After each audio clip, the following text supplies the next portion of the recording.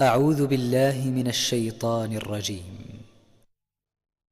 بسم الله الرحمن الرحيم.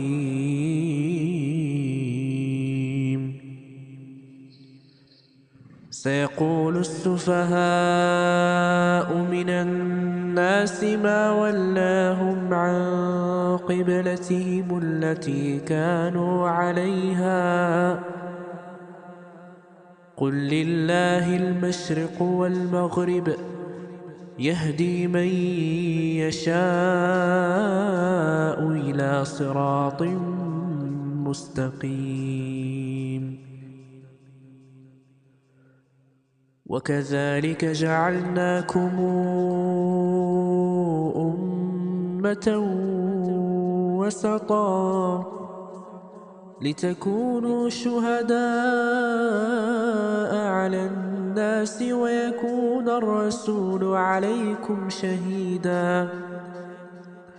وما جعلنا القبلة التي كنت عليها إلا لنعلم من يتبع الرسول ممن ينقلب على عقبيه وإن كانت لكبيرة إلا على الذين هدى الله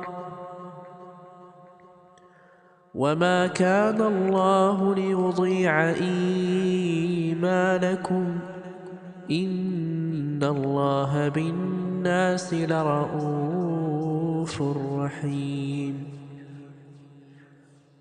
قد نرى تقلب وجهك في السماء فلنولينك قبلة ترضاها فول وجهك شطر المسجد الحرام وحيث ما كنتم فولوا وجوهكم شطره وإن الذين أوتوا الكتاب ليعلمون أنه الحق من ربهم وما الله بغافل عما يعملون.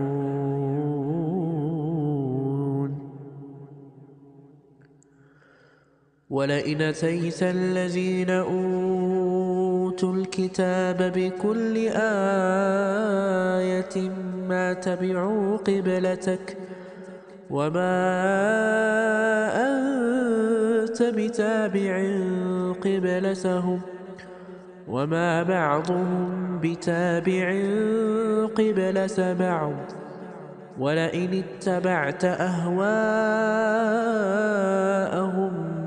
من بعد ما جاءك من العلم إنك إذا لمن الظالمين. الذين آتيناهم الكتاب يعرفونه كما يعرفون أبناءهم وإن فريقا منهم ليكتمون الحق وهم يعلمون. الحق من ربك فلا تكونن من الممترين.